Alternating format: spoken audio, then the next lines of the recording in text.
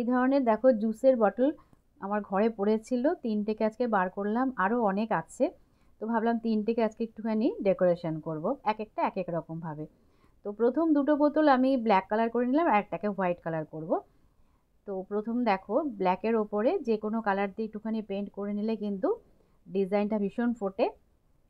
সেই কারণেই আমি ব্ল্যাকটাকে মানে পুরো বটলটা আমি ব্ল্যাক কালার দিয়ে কভার করে নিয়েছি। এবারে নিজের পছন্দ মতো রং দিয়ে আমি বটলটাকে একটু সাজিয়ে নিচ্ছি। দেখো কত সুন্দর লাগবে এই বটলগুলো। ঘরে আমরা যদি এমনি সাজিয়ে রাখি তাহলেও কিন্তু হবে, তাছাড়া তো এখানে আর্টিফিশিয়াল ফ্লাওয়ার যদি আমরা ওখানে লাগিয়ে দিই আরও বেশি ভালো লাগবে। তাছাড়া এগুলো তো কাচের বটল, আমরা মানি প্ল্যান্টও এখানে ইজিলি গ্রো করতে পারবো জল দিয়ে। তো দেখো কত সুন্দর তৈরি হয়ে গেল একটা বটল আর্ট আর কি, কত ভালো লাগছে দেখো। এবার সেকেন্ড যেটা করছি দেখো, হোয়াইট কালার করছি, আর এটাতে আমি কোনো পেন্ট করছি না আগে। তো এটা না একটা আমার টপ ছিল, এটা ইউজ করি না আর, পড়েছিল ঘরে। তো এটা দেখো স্লিভ আর কি, স্লিভের বর্ডারটা ছিল, বর্ডারটা আমি আলাদা করে নিচ্ছি, এটাও আমি কাজে লাগাবো। সুন্দর দেখো বর্ডারটা। আর ভেতরে যে দেখো এই সুতোর কাজ করা বেশ ফ্লাওয়ার টাইপের রয়েছে, এইগুলোকে না আমি আলাদা আলাদা করে কেটে নেব। আর বাড়িতে দেখো যে ধরনের পুরনো কাপড় থাকে, কুর্তি বলো যাই বলো, তো সেখানে যদি এরকম প্রিন্টের কিছু পাও তোমরা, এরকম ঠিক এরকম সাইজ মতন কেটে নিয়ে তারপরে যে কোনো জায়গায় কিন্তু আমরা ওটাকে ইউজ করতে পারি। তো আমি এই ফ্লাওয়ারগুলো পেয়ে গেলাম, বেশ ভালো লাগছে দেখতে, তো এটাকে ইউজ করব। আর এই বর্ডারটাও দেখো আমি আলাদা করে কেটে নিলাম, কত সুন্দর লাগছে, এটাও আমি ইউজ করব এখন। তো কীভাবে করছি বা দেখো। তো প্রথমে একটুখানি ফেভিকল আর জল নিয়ে একটা পেস্ট করে নিচ্ছি। এই পেস্টের সাহায্যেই ওই বাটলের গায়ে এটাকে আমরা চিপকে দেবো, ঠিক আছে। প্রথমে দেখো নিচে আমি বর্ডারটা কেটেছিলাম, তো সেটাকে আমি চিপকে দিচ্ছি আগে।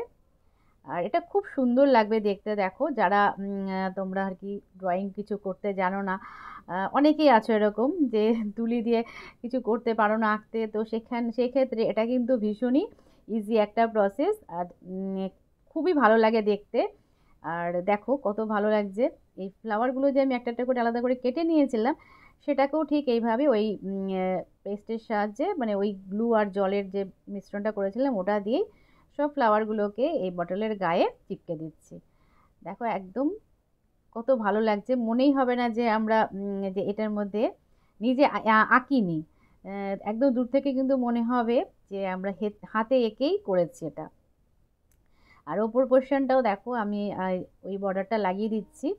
আর এইভাবে দেখো কত সুন্দর সুন্দর জিনিস তৈরি করা যায় ঘরে পড়ে থাকা জিনিস দিয়ে, দেখো। আর এটাকে একটুখানি জাস্ট যাতে একটু ভালো লাগে দেখতে আর মনে হয় যেন হাতে আঁকা, সেই জন্য আমি একটুখানি ওই গ্রিন কালার দিয়ে একটু ওই লিফ টাইপের করে দিচ্ছি, ছোট ছোট, দেখতে বেশ ভালো লাগছে। আর নিচেও দেখো প্রথমে না আমি ইয়েলো কালার দিয়ে বর্ডার দিয়েছিলাম, কিন্তু দেখতে ভালো লাগছে না বলে আমি আবার সেই ব্ল্যাক কালার দিয়ে বর্ডারটা করে দিলাম, দেখতে তাহলে ভালো লাগবে আর কি।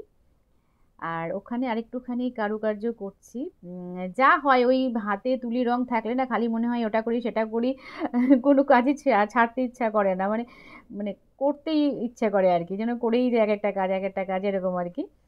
তো সেকেন্ড বটলটা আমার কিন্তু তৈরি হয়ে গেল, দেখো কত ভালো লাগছে দেখতে। আর প্রসেসটা দেখতেই পেলো, একদম ইজি প্রসেস, হাতে আঁকার কোনো ব্যাপারই নেই। এইভাবে আমরা সাজিয়ে রাখলে ঘরের যে কোনো জায়গায় কত সুন্দর লাগবে দেখো। আর থার্ড বটল যেটা করব, এটা না আমার কাছে এরকম লেস টাইপের রয়েছে, অনেক আছে। তো আজকে এইরকম একটা লেস আমি বার করলাম, বার করে এবার যে ডিজাইনটা করব, দেখো এই বটলের থেকে একটুখানি বেশি নিয়ে আমি এই 14টার মতন এরকম টুকরো আমি কেটে নেব, ঠিক আছে। এরকম যে সাইজ অনুযায়ী 14টা আমি টুকরো কেটে নিচ্ছি। দেখো এবার এটাকে পেছন দিকে এইভাবে একটুখানি পেস্ট করে দিতে হবে প্রত্যেকটা দড়ির টুকরোকে বা লেসের টুকরোকে, ঠিক আছে।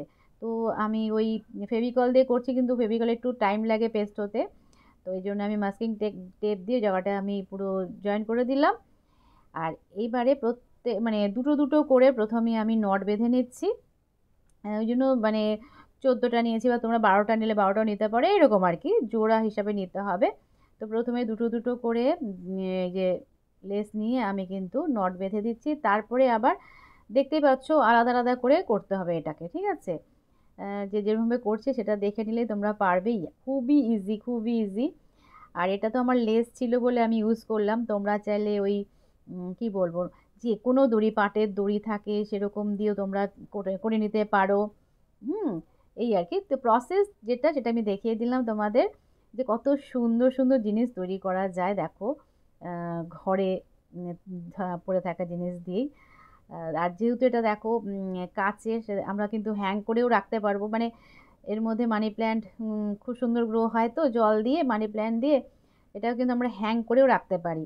হ্যাংয়ের ব্যবস্থাও করে নেওয়া যাবে এই দড়ির সাহায্যেই বা এই লেসটার সাহায্যেই।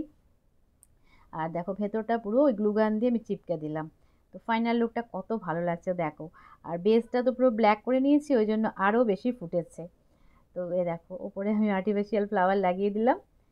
খুবই সুন্দর লাগছে। প্রত্যেকটা বটলেই কিন্তু একদম আলাদা আলাদা একটা সৌন্দর্য মানে সৃষ্টি করেছে আর কি, তাই না? তো চলো আজকের মতন টাটা, আবার দেখা হবে নেক্সট ভাগে।